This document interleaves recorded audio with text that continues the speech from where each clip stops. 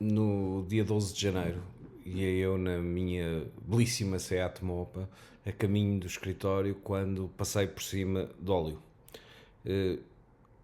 O total descontrole que é alguém de moto passar em cima de óleo é absolutamente indescritível. Basicamente é como a moto entrar num lago de gelo. Obviamente acabei no chão, com um impacto grande no joelho e um joelho completamente despedaçado. Foi chamada uma ambulância, fui muitíssimo bem auxiliado pelas pessoas que iam parando os carros e me protegiam do trânsito, porque eu estava no meio da via. Chegada à ambulância, fui parar ao Beatriz Ângelo. E este vídeo é muito sobre o que foi a minha experiência no Beatriz Ângelo.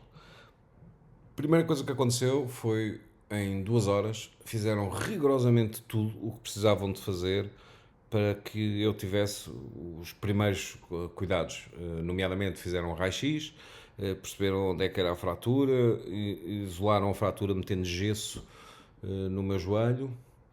Depois do gesso, fui fazer uma TAC e era meio-dia, sensivelmente, portanto, 2 horas depois do acidente, 1 hora depois de ter entrado no Beatriz Ângelo, e eu tinha tudo aquilo que eram os primeiros cuidados a ter feitos.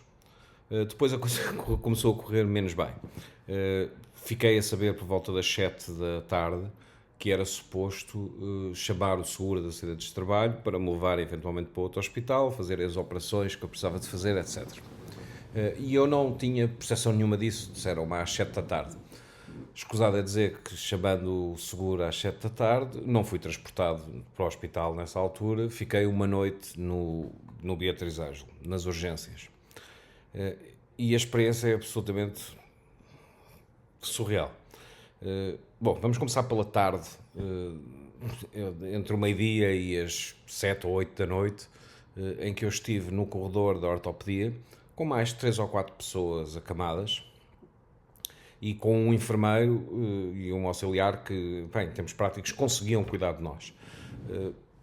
A experiência do hospital é uma coisa, para quem nunca teve, estranhíssima, porque a desumanização dos doentes, que quando lá estão, é tremenda. É tremenda. Somos despidos, metemos as batas do hospital, as cuecas do hospital, etc. E estamos ali deitados numa maca. Eu, por exemplo, não me podia mexer porque tinha o joelho imobilizado. E basicamente esperamos. E o esperar é esperar com outras pessoas a sofrer à volta, obviamente, a queixarem-se, a chamarem o enfermeiro, etc, etc. E no meu caso particular, eu tive, por exemplo, um senhor que tinha demência, devia ter os seus 90, penso eu, e que de 5 em 5 minutos pedia para ir à casa de banho. E pedia, suplicava para ir à casa de banho. Eu, nas primeiras vezes que vi aquela interação, o que eu pensei foi que o senhor efetivamente precisa de ir à casa de banho. E estes auxiliares, este enfermeiro, são absolutamente execráveis, quer dizer, não ajuda o senhor que está ali aflito. Depois vi a descobrir, passado umas horas, que ele ia à casa de banho, de facto, de quarto em quarto de hora, e que nos 5 minutos seguintes começava novamente o baile. Fez-me impressão, as doenças mentais fazem-me sempre alguma confusão. Eu estava ali com os meus AirPods Pros, basicamente a tentar evitar o barulho ambiente e a tentar isolar-me ou afastar-me tanto quanto possível daquela realidade. O problema maior veio às 8 da noite, quando pegaram na minha maca e me levaram basicamente para a urgência. E a urgência é difícil de descrever, porque é um mar de macas, todas umas em cima das outras, com muito poucos enfermeiros, auxiliares, etc., a tomar conta daqueles doentes. Honestamente, eu não sei como é que se pode fazer aquilo de uma forma melhor, mais eficiente, etc., com poucos meios. E estou convencido que aquilo que eu assisti não é muito diferente daquilo a que assistiria há 10 anos atrás. Portanto, não tem a ver com a degradação do Sistema Nacional de Saúde. O que tem a ver é poucos auxiliares, poucos enfermeiros, a tentarem tomar conta de umas dezenas de doentes e ainda menos médicos que, à vez, iam socorrendo os casos que pareciam mais urgentes. Nessa noite, eu acredito que a maior parte das pessoas, a menos que esteja muito mal, não vai dormir um minuto.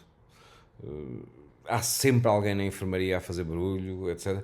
Eu vi um senhor que falava que tinha uma conversa com a mãe. De repente, vindo do nada, ele começou a explicar ao mãezita: tu não podes interpretar dessa forma. A única coisa que ele queria fazer era ajudar-te a qualquer coisa. Portanto, ele estava a falar com a mãe, pá, com uma ternura brutal.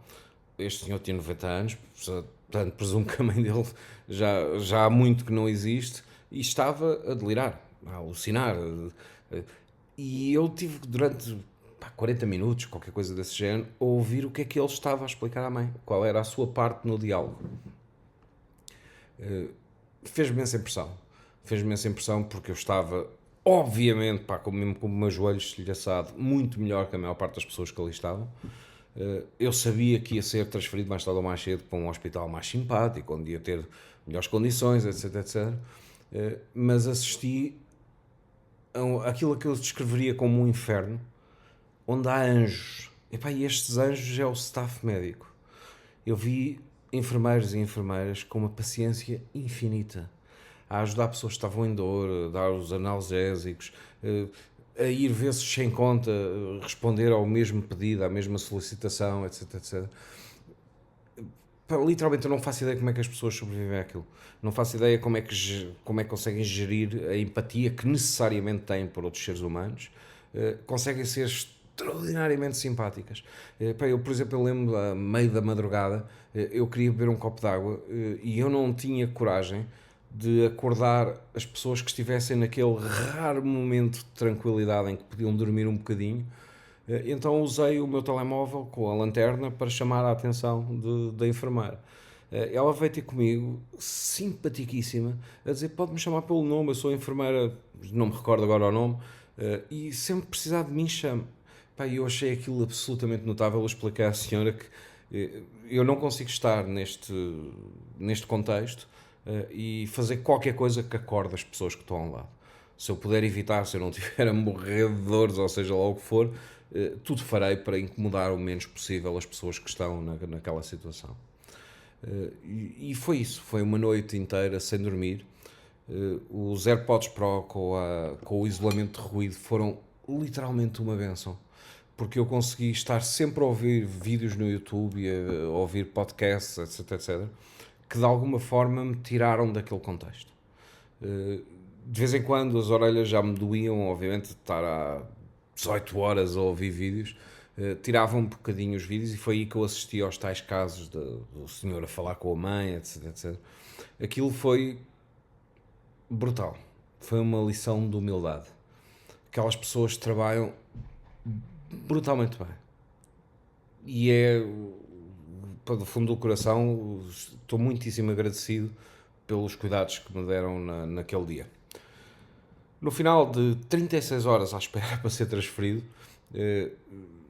apareceram outros anjos, ou seja, uma equipa de ambulância que pegou em mim e me levou para um hospital privado, de acordo com aquilo que era o seguro da empresa onde eu trabalho, onde eu cheguei e em vez de ter pão com manteiga, de estar num mar de macas, etc, etc, de repente tinha um quarto onde estava eu sozinho, onde me deram um jantar, porque eu cheguei por volta da hora de jantar ao hospital, onde os enfermeiros dedicavam o tempo e a atenção a saber se eu estava bem, se tinha dores, etc, etc. Uma coisa absolutamente fantástica. Nesse hospital passei uma semana, é onde eu estou neste momento, onde estou a gravar o vídeo. Vou ser operado depois da manhã, às 14 horas, para a reconstrução do joelho, e depois devo ter alta 1 ou 2 dias depois. Ou seja, eu passei aqui uma semana literalmente à espera da operação. Mas foi uma odisseia. Foi uma odisseia. E de facto, quando as pessoas estão muito vulneráveis, eu não tenho a certeza que haja uma receita melhor do que aquela que eu assisti. O que é que eles vão fazer? Vão, para conforto dos doentes que já estão numa urgência, deixam os outros de fora, morrer, sem supervisão? Não há como. Portanto, pessoas absolutamente excepcionais a fazer um trabalho extraordinariamente difícil.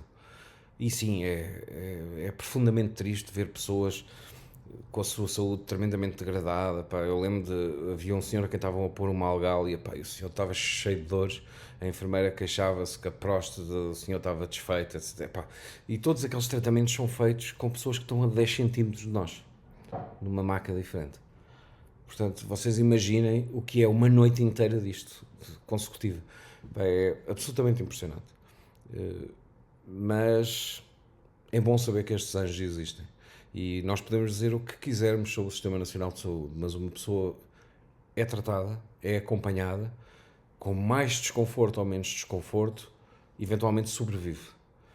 Coisa que não se pode dizer em muitos países do mundo, nomeadamente nos Estados Unidos, em que quando há uma situação destas de emergência, a pessoa, no mínimo, vai decretar falência pessoal. É preferível ao nosso sistema, não tenho dúvida nenhuma.